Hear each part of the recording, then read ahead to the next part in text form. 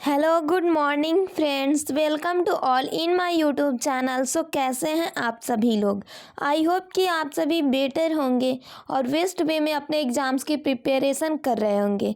तो फ्रेंड, जैसा कि आप लोगों को पता है कि यहाँ पर हम Jawahar Navodaya Vidyalaya practice model set complete कर रहे हैं, जिसमें आपके फर्स्ट प्रैक्टिस मॉडल सेट अभी स्टार्ट ही हुआ है जस्ट, जिसमें कि 48 क्वेश्चन हुए हैं और देख ही रहे हैं स्क्रीन पर आप सभी लोग कि 49 कंटिन्यू करने वाले हैं। सो फ्रेंड, चलिए क्वेश्चन नंबर 49 को स्टार्ट करते हैं। ओके, तो दिया है क्वेश्चन नंबर 49, 1 से 25 के बीच कितनी अभाज्य संख्याएं हैं। तो चलिए 1 से 25 के बीच हम अभाज्य संख्याओं को काउंट करते हैं। ओके, अभाज्य संख्या। ओके, अभाज्य संख्याएं, तो ये कितनी अभाज्य संख्याएं हैं हमें 1 से 25 के बीच में बतानी है। तो देखिए, अभाज्य संख्या के लिए मेन तो ये है कि कंडीशन क्या होता है। तो अभाज्य संख्या उन संख्याओं को कहते हैं जो संख्या या तो 1 से कटे या फिर उसी अंक से कटे, बीच के 2 से या फिर किसी और अंक से भाज्य न हो। ओके, तो उसे अभाज्य संख्या कहते हैं। प्राइमरीली आप लोग विद्यासागर अंकगणित के बारे में तो सुने होंगे, जिसमें कि मैं सॉल्यूशन करा रही हूँ फ़िलहाल में, और आपके फर्स्ट चैप्टर तो कंप्लीट हो गया है। वहाँ से भी आप सभी अभाज्य संख्या, नेचुरल और इरेशनल, रेशनल, ये सब संख्याओं के बारे में आप सभी जान सकते हैं। खैर, ज़्यादा बात नहीं करना है, अभाज्य संख्या के बारे में देखते हैं। अभाज्य संख्या वे संख्याएं हैं या तो 1 से कटे या फिर उसी अंक से, लेकिन हाँ ध्यान रहे, एक अभाज्य संख्या नहीं है, क्योंकि सबको 1 से तो कटना ही है, तो एक अभाज्य संख्या नहीं हो सकता। ओके, उसके बाद अगर माने तो 2 हो जाएगा अभाज्य संख्या, क्योंकि 2 या तो 2 से कटेगा या फिर 1 से। ओके, बीच के कोई अंक से नहीं कट सकता। वैसे ही 3 हो जाएगा, 5 हो जाएगा, देन आपका 7 हो जाएगा। उसके बाद 8 भी नहीं होगा, 9 भी नहीं होगा और 10 भी नहीं होगा, 11 हो जाएगा, है ना, 11। उसके बाद 12 नहीं, 13 हो जाएगा। 14, 15 और 16 ये भी नहीं हो सकते, 17 हो जाएगा। 17 के बाद 18 नहीं होगा, 19 हो जाएगा, ठीक है। और फिर 20, 21, 22, तो 22 भी नहीं होगा, 21 भी नहीं होगा, 23 हो जाएगा। देन 24 और 25 ये तो ऑब्वियसली कट ही जाएंगे। तो देखिए कितने अंक हुए फ्रेंड, 1 2 3 4 5 6 7 8 9, यानी टोटल जो हुए 9 अंक। लेकिन इसमें तो 9 अंक दिया ही नहीं है। ओके, तो मतलब कि हम एक अधिक अंक लिखे हैं या फिर ऑप्शन के अकॉर्डिंग गलत है। तो आपका राइट आंसर होगा कि अभाज्य संख्याएं 9 हैं, लेकिन चूंकि ऑप्शन में नहीं दिया है तो हम सबसे ऊपर वाले यानी 8 मानेंगे, क्योंकि टोटली 9 ही अभाज्य संख्या है, तो इसमें 8 होगा, ठीक है। तो आई थिंक लगता है कि ये जो क्वेश्चन है ना, ये गलत हो गया है, क्योंकि देखिए 9 जो है यहाँ पर अभाज्य संख्या है, लेकिन ये जो अभाज्य संख्या इसमें 8 का ही ऑप्शन दिया है, तो खैर ये नहीं हो सकता। 8 भी हम नहीं कर सकते, क्योंकि यहाँ पर जो आंसर होगा हमारा 9 होगा। लेकिन हाँ फ्रेंड, हमें एक चीज़ समझ में आती है कि देखिए, अगर इसके भाज्य संख्या को काउंट करें तो भाज्य संख्या में अप्रॉक्सीमेटली इतना, लेकिन नहीं होगा, इससे अधिक ही होगा। ओके, तो आपका ये जो क्वेश्चन है ना, ये क्वेश्चन तो ठीक ही है, लेकिन ऑप्शन गलत कर दिया है, ठीक है। तो 1 से 25 के बीच अभाज्य संख्याएं 9 है, ये आपका राइट करेक्ट आंसर होगा। क्लियर है? तो आई होप आप लोग ध्यान रखेंगे। ओके, 9 अभाज्य संख्याएं हैं।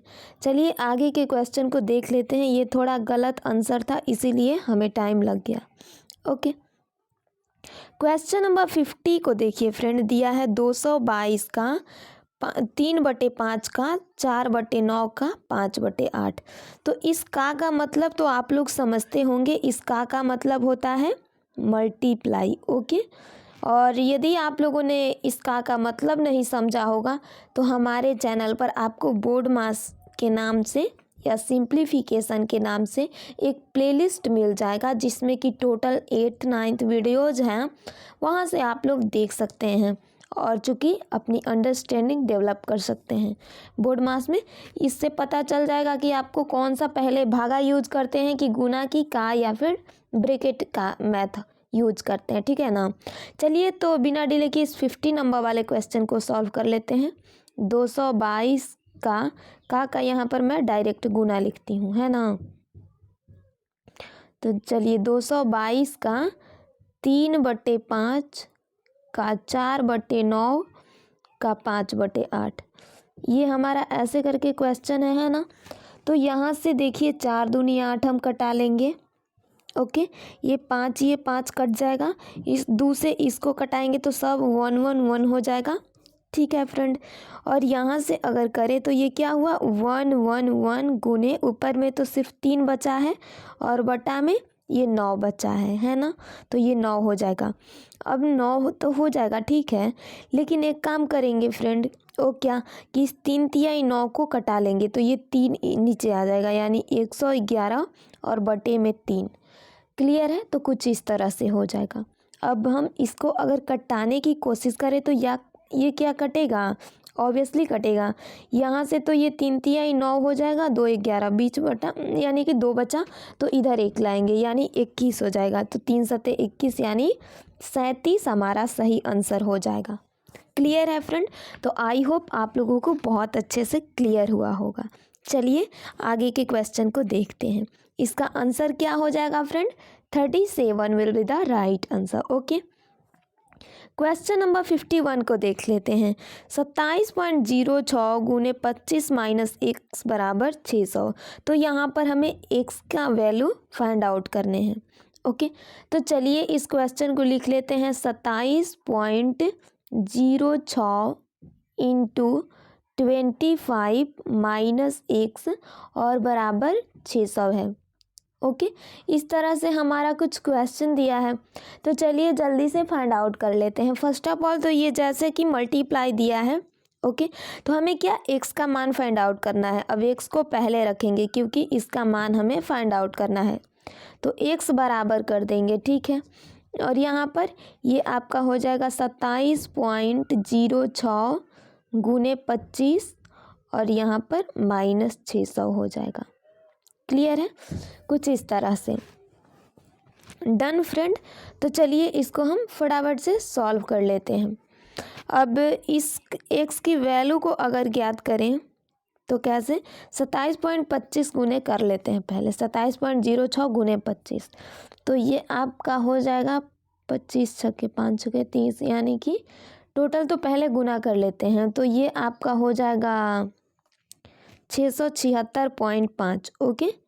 इसका गुना आप लोग भी कर सकते हो। वैसे मैं इसीलिए ये डायरेक्ट ऐसे गुना करके आप लोगों को डिटेल में नहीं बता रही हूँ कि आपका टाइम जो हो सेव हो।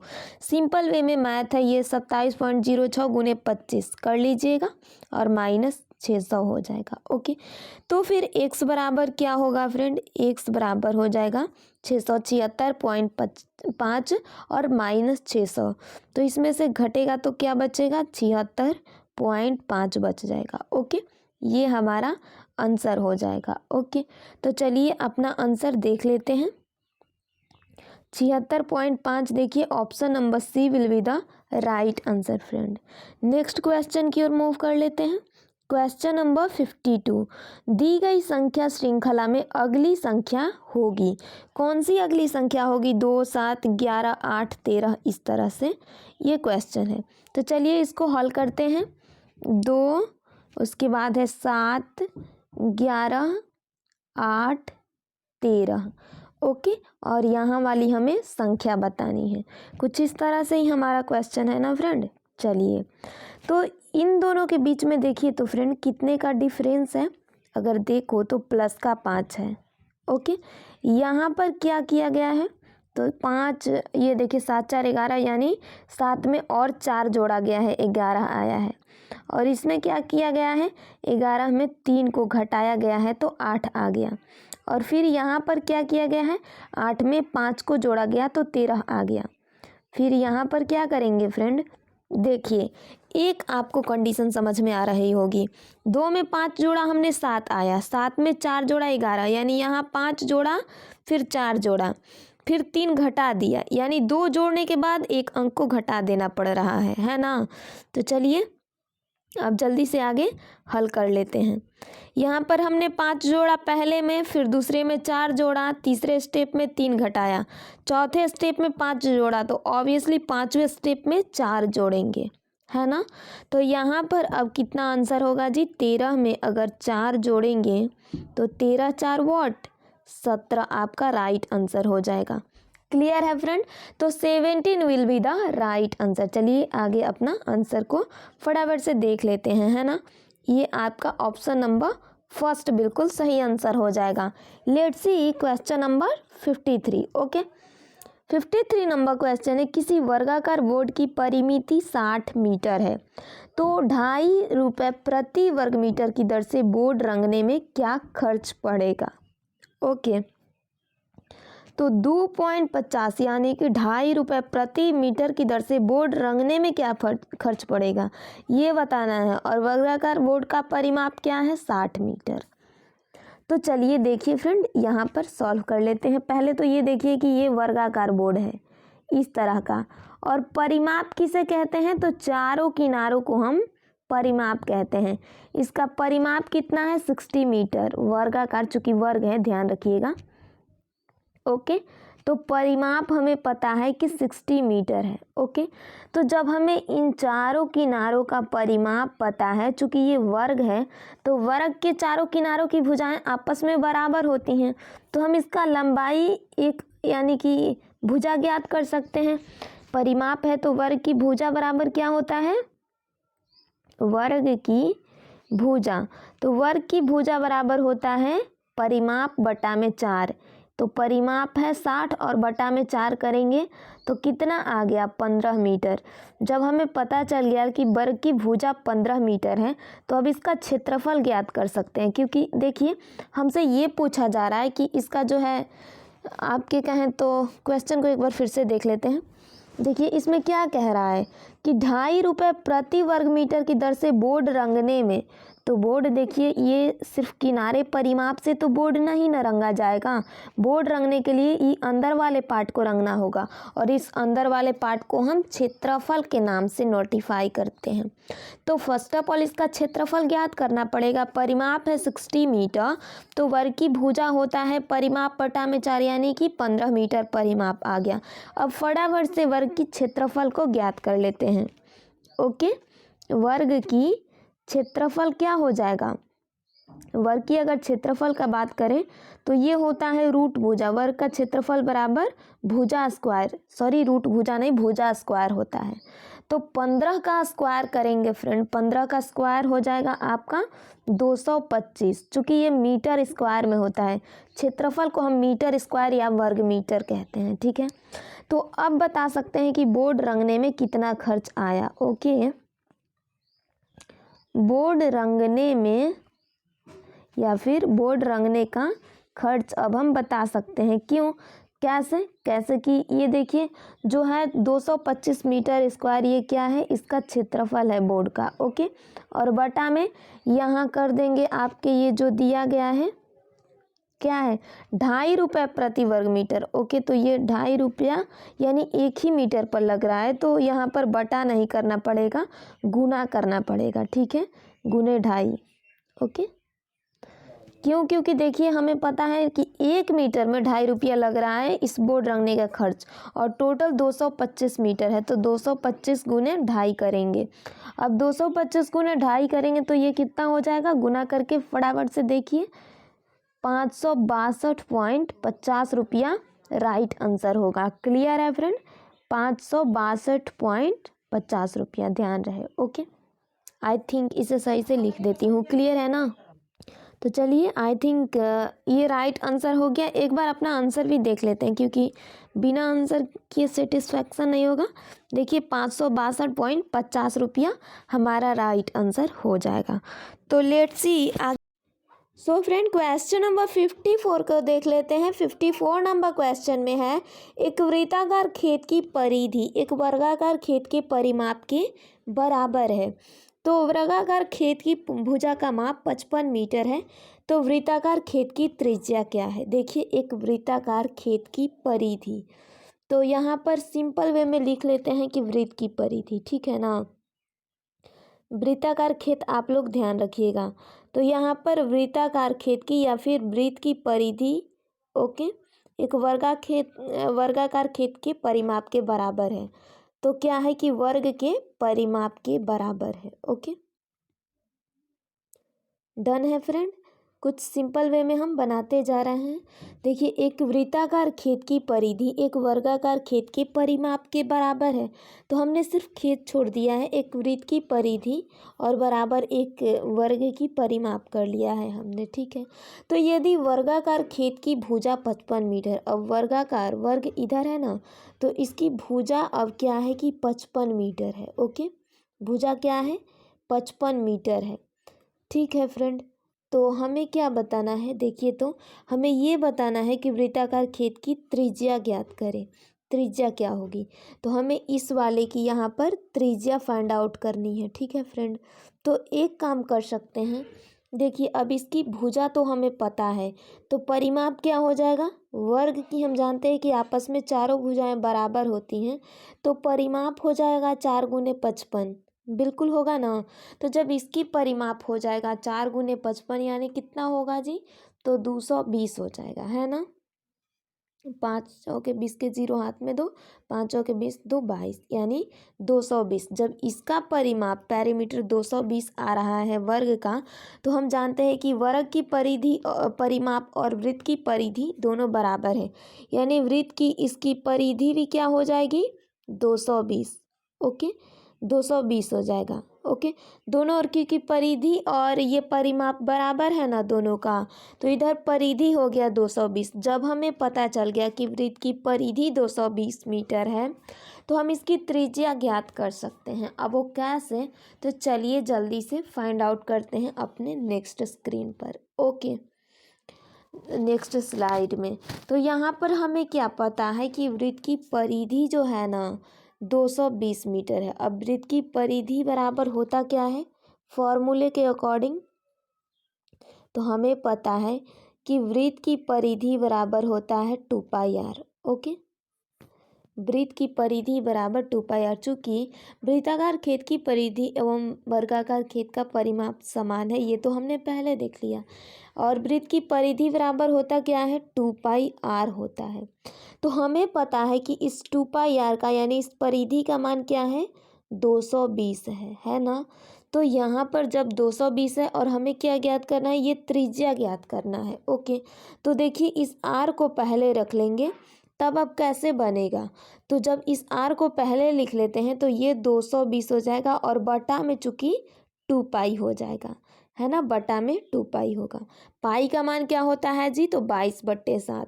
तो ये हो जाएगा 220 और बटा में 2 गुने पाई का मान 22/7, तो 22 नीचे रह जाएगा और गुने 7 ऊपर चला जाएगा, क्योंकि नीचे से कट नहीं सकता।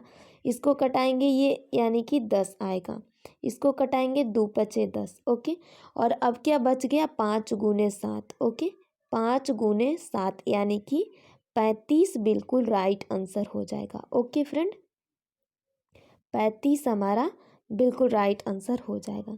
तो चलिए आगे अपना आंसर देख लेते हैं।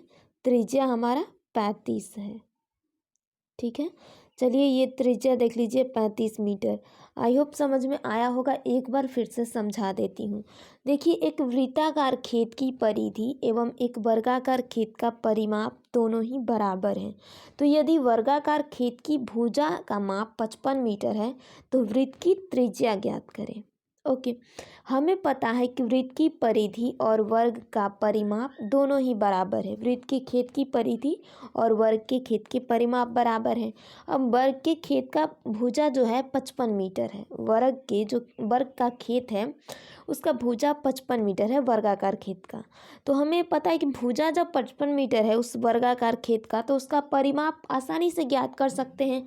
परिमाप बराबर 4 गुने भुजा होता है वर्ग का, तो 4 गुने 55 यानी 220 मीटर।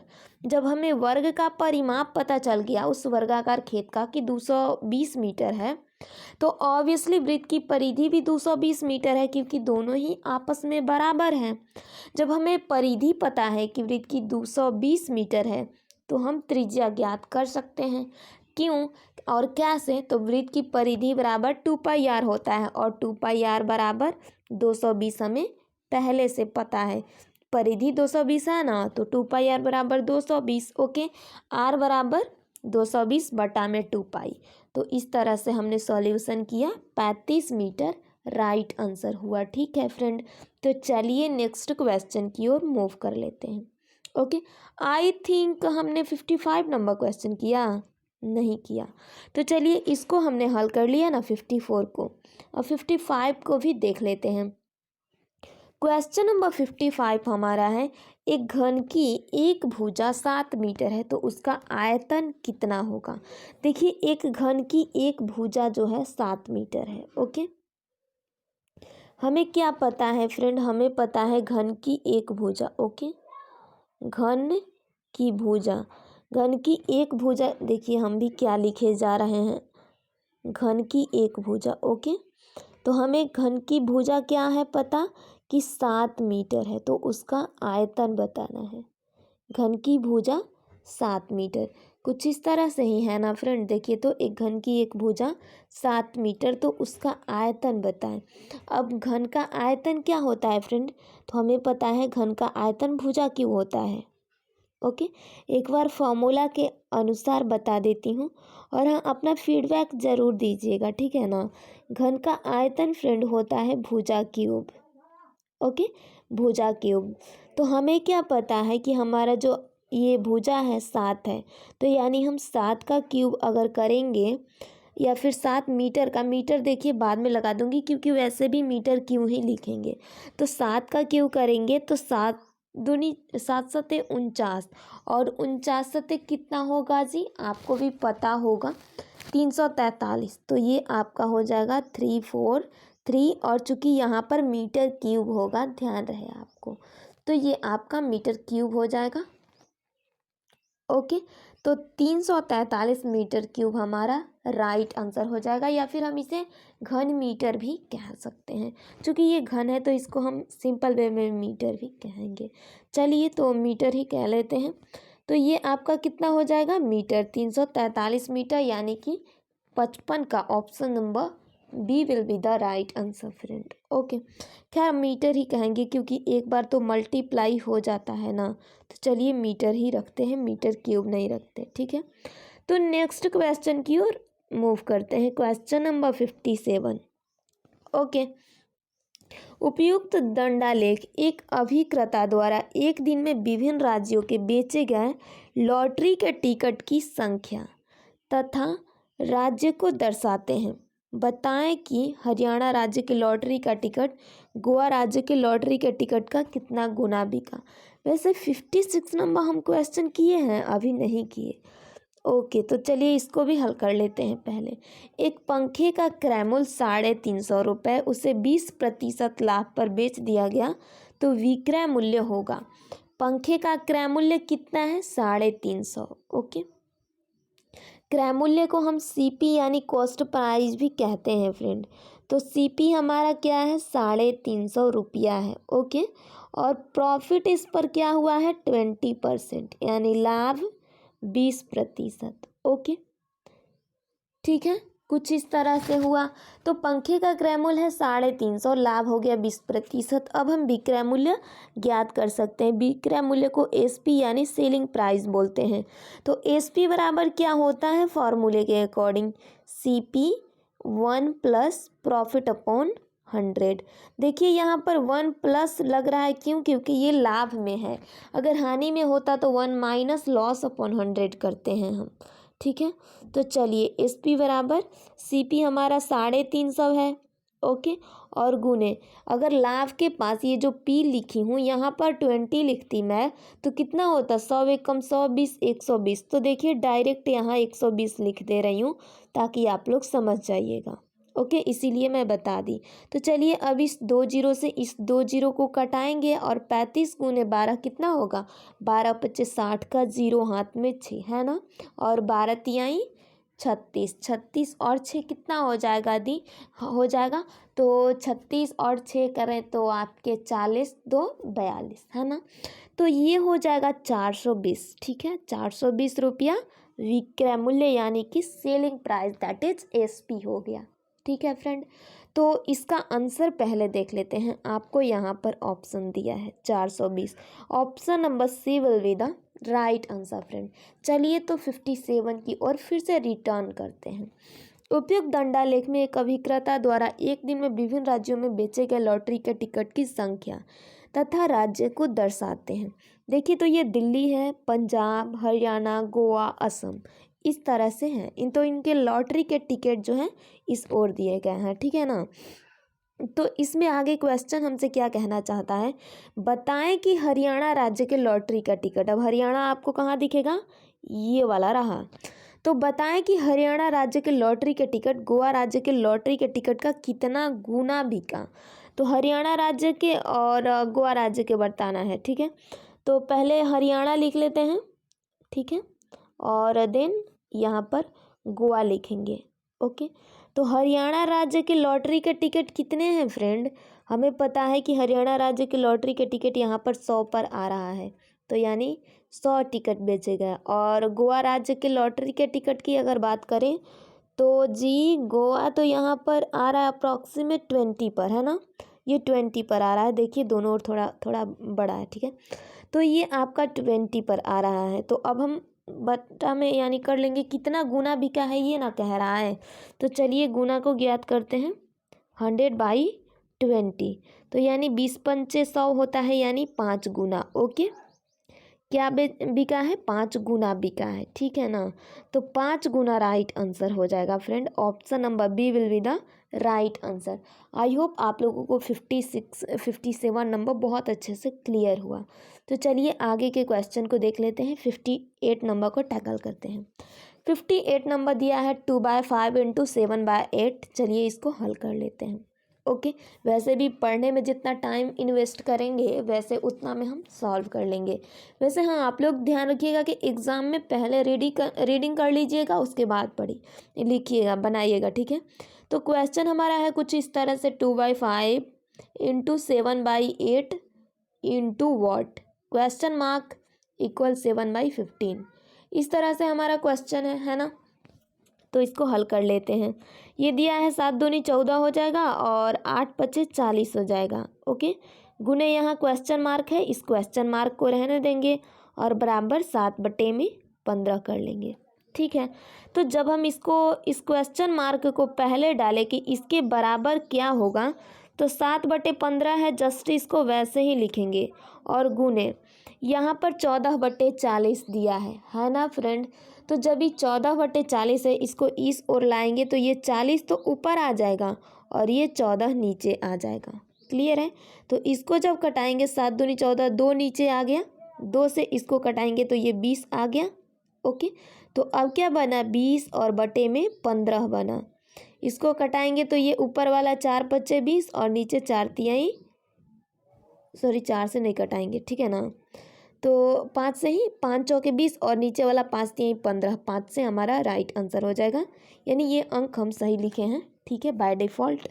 तो आपका राइट आंसर हो जाएगा 4/3, ठीक है फ्रेंड। अब चलिए तो एक सेकेंड, अपना आंसर बिना देखे कैसे जाइएगा। तो 4/3 आंसर कहाँ पर दिया है जी, 4/3 तो आंसर दिया ही नहीं है ना, कुछ इस तरह से। तो 3 एकम 3 और 1 4, ये हमारा आंसर है, ठीक है।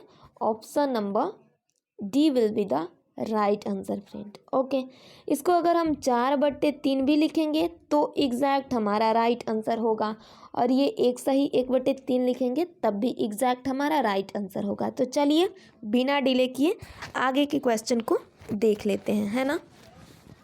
क्वेश्चन नंबर 59 क्या कह रहा है, एक कार 85 किलोमीटर प्रति घंटे की गति से चलती है और 5 घंटे में अपने गंतव्य स्थान पर पहुंचती है, तो कार ने कितनी दूरी तय की।